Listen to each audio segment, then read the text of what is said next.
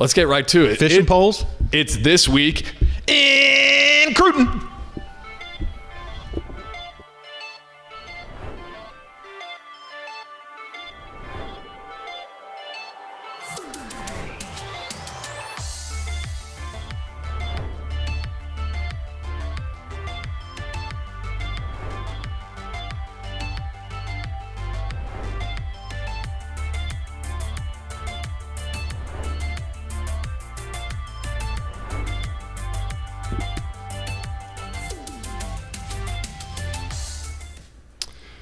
All right, Powers. First up, we got a prospect on the rise. It's Austin Anderson, defensive back Yaheim Riley. It's 80 tackles last year, 6 packs breakups, 4 tackles for loss, 3 interceptions.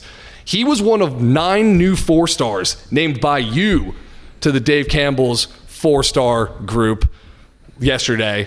2026 guy, committed to the University of Texas.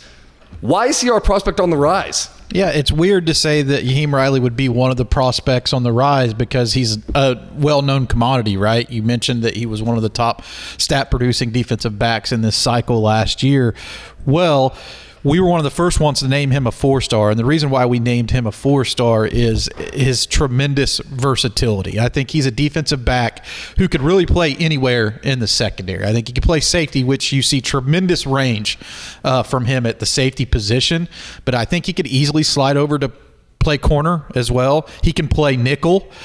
He's battle-tested in Austin against top-flight competition at Austin LBJ. They have a really good team, and now he's at Austin Anderson, where I think that he'll be an even bigger part of a two-way player there. I think you'll see him flip over and provide some valuable snaps on offense as a wide receiver, especially now that they have to find someone to replace the production that Ed Small had last year. They're going to be looking to replace their quarterback, Max Gerlich, as well, but they've got some guys to turn to, especially Riley, who could, I think, be that star on their team, whether he's playing offense or defense. But as he goes into college at Texas, the Longhorns are definitely going to use him in the secondary.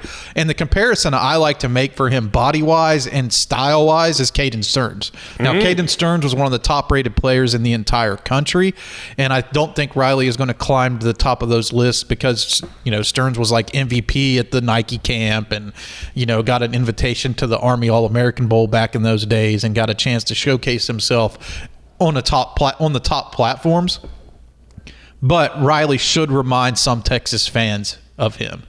I think it's also important to note that here at Dave Campbell's, we only rate 50 4-stars in every cycle, and he is going to be one of those 50. And as a matter of fact, if you want to go ahead and check that list out at texasfootball.com/recruiting, the 9 4-stars that were named yesterday brings us to 50 total 4-stars to kick off the 2026 cycle. And the Hot 100, the Rising 100, will be dropping on Monday. It's so interesting watching his tape because he legit plays cornerback, safety, nickelback. And I reached out to Bernard Bam Blake, Bam Performance, an Austin area trainer who, you know, his proteges are Andrew Makuba, Jayden Barron, Michael Taft, all those guys, All-Americans at Texas. And Bam told me this guy's the epitome of stars don't matter. And the other day, I know we just named him a 4-star, but most of the places he's 3-star. Well, now he gets now stars do matter. Now stars do matter. Now That's how it works. Because he's a 4-star now, so we can put some shine on that he's a 4-star, getting his what he deserves, I would say, in the rankings process. But I can see why he's under the radar, right? Like Austin LBJ is a power, but it's not like a 6A power. Yes. I don't think it's fair to say that Riley was flying under the radar. I just don't know that if he has the verifiable measurements for some of the websites who use a different rankings process, quite honestly, to rate these guys on their potential NFL upside, which is a little bit different than what we do here. We're kind of projecting hopefully college success and all conference potential. Yeah, and sometimes those recruiting services, they can't always see what this guy looks like in practice, the intangibles you can't measure. And Bam talks about how he grabs more reps than all the other kids. He's teaching kids on the side when they aren't getting it as well as they probably should be. He thinks this guy has the tools to be the next Andrew Makuba, Michael Taft, Jayden Barron, in that realm of those guys. If you hedge your bets towards versatility in recruiting, I always think that's super important, right? Because you have a chance to play different positions. And those guys inherently, when they get on the roster, seems to have more value to the fan base because they are on the field. Mm-hmm. If you're not on the field, it's hard to provide value. Or if you're behind a stacked cornerback room and you can't get out there to play corner, it'd be nice to be able to get your skills on the field to play nickel or safety, and I think that's what he brings to the table. I also think out of the gates he could be a heck of a special teams guy because of the effort that you're talking about. So this was a big get for Texas, and those are some of the reasons why he was elevated to 4-star status here at DCTX. Yep. Yaheim Riley, you will see him in a Texas Longhorns jersey soon enough, but first, Austin Anderson. They got a senior year coming up, one hell of a player there. Let's go to the commit of the week. It's Conroe 2026 defensive back Xavier Harmon, 6'2", 185 pounds, first team all-district player. Where'd he go, Powers? Well, he committed to Stanford, which offers a tremendously well-rounded package for any high school student with the academics and hopefully a good football squad to play on as well. I know that they've had some coaching changes and stuff going on in Palo Alto, but Stanford is like a marquee name, right? They're always pretty good at football, and guess what? They set the bar pretty high from an academic standard as well. I really like this pickup for them. I want to tip my cap to Coach Hardiman at Conroe, who has done a tremendous job at not only having great talent on the team, but developing that talent into top stars. And I still feel like Conroe is one of those schools in Texas high school football that is one of the most undervalued stops on the recruiting tour. This is a school that you can't pass up. You have to stop in there if you're in that area recruiting because they are doing a great job there. The secondary that they've had over the last couple of years has just been absolutely sick. Dorian Brew, of course, one of the top-rated players in the class of 2025, and then you have Xavier Harmon and some more names coming out in this 2026 class as well. So Conroe's I'd say high school on the rise, power on the rise over there. I'm interested to see how they produce because they got some talent coming back on offense this year too. It's interesting because they are one of the biggest high schools by enrollment in Texas, but I'd agree with you. You don't always think of them as a traditional power. What do you like the most about Harmon's game tape? Because what I see right here is a guy who's most of his highlights come in press man coverage. He's coming up hit sticking running backs, going real routes. He plays with a lot of confidence from what I see. What do you like about him? Well, it's funny that we bring it up because he and Riley share a lot of similar qualities with one another, and they're very similarly rated in some regards. I think Harmon is the number 6 corner in this class, and we have Riley as the number 4 safety.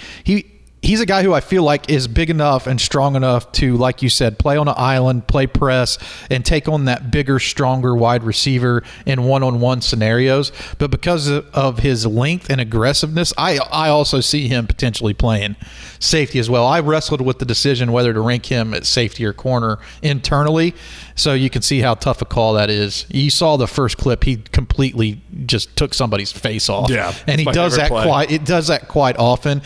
And again, here's a note for players that are making their highlight tapes. He put his best clip at the beginning, right? I think that's important. You always put your best clip at the beginning.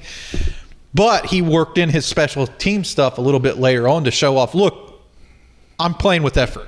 And I think that's really important. But I always think it's good to top load your highlight tape so you grab people's attention right away. That is good advice. Put your special teams highlights in there because to me that shows he is bought in. He's an unselfish player. If you're going as hard as you are on special teams as you are on your main position defense, that speaks a lot to your character. You want to get to those clips, though. You don't want those clips to be like right out of the gate because you want to be able to see what you want on that highlight tape at the beginning is what position am I going to play in college? Here's the tape that proves it. So you got to put that at the beginning, but it's also good to work in some of that other stuff at the middle or towards the end. It's like a side dish. Yeah. It's like the French fries with the burger. You want the burger is your big hit sticks, but then those fries. It's like when the crab cakes come out with the beurre blanc. It's your you know what I mean? Exactly. It's not an appetizer because it's coming like 4th course, but you know what I'm saying? Yeah, exactly. If the crab cakes could be 4th. They will put you from like, they're not going to say, oh, that steakhouse had really good crab cakes. That's why they're my favorite steakhouse. But it doesn't hurt when you're discussing between two of the top steakhouses. Terrible comparisons here. Cut this out of the show. we should have come up with some different, but yeah. Exactly. You get our drift. We're live workshopping it. It's live TV, guys. All right. Let's go to the underclassmen of the week. It's Hutto offensive lineman Jayden Mack, class of 2027 guy. Powers, tell us about the Mack truck, Jayden Mack. Yeah, no doubt about it. He is a road grader, so having the last name Mack fits perfectly. We are going to have a lot of fun watching him on Texan Live, playing for the Hippos down at Hutto. I got a chance to watch him at the Under Armour camp in Houston and was just flat out blown away. I knew he was good. I didn't know he was this good. This dude is full grown. Like, he's ready to go right now, walking into his junior year of high school. He's ready to step onto a college field from a power and developmental body standpoint. And then you watch his tape and see he could play center, he could play guard, he's playing tackle. Like, he could do a little bit of everything, but I like him moving inside, and you're seeing why all the colleges are starting to come after him right now. He's a pancake maker. He loves to drive people into the dirt and finish with a little bit of nasty streak. And I got news for you. He's only touching the tip of the iceberg on his developmental potential, because I think the switch has flipped. He knows he can dominate now. Yeah. And that's what I started to see this offseason when I got to see him in the camp setting. He started to see, like, wait, I'm one of the best guys in the state. I'm one of the best guys in the country. And now he's coming after those offers, and you're starting to see it bear fruit. Well, Coach Eli Reinhardt, the former offensive coordinator at North Crowley, now the head coach at Hutto, has nothing to say but great things about this guy's character and buy into the team. Also says 600-pound squat, 500-pound deadlift, 330-pound bench. That'll get it done. He was probably the most vocal guy at the camp, too, in a camp full of stars. Like, I was fired up to see Jayden Mack take another rep because I was excited to see how it was going to go. And that's hard to say in a camp setting, because over 20 plus years of covering recruiting, I've been to hundreds of camps, right? So after you've gone to hundreds of camps, the expectation level gets set. To get me hype after year 20 to see you take a rep, that means something. It means something to me. Exactly. I want to see how they compete when they're with all the alpha dogs in their class. Right. And if you're showing up as the alpha dog, and that says something about your character. As an underclassman. As an underclassman 2027 guy. Just got a new offer from Oklahoma State. Let me read off some other offers. Houston, SMU, Texas A&M, Texas State, Arizona State, Cal, Kansas State. Is that it? Like, yeah. I mean, what an offer sheet. That next wave is coming, though. It's going to be Texas A&M, SMU, Baylor, Oklahoma, LSU. Those offers are coming for him soon. And you heard that here first on This Week in Recruiting. Powers, thanks for joining us for This Week in Recruiting. You're sticking around for the QB wide receiver rankings, right? I wouldn't miss that, man.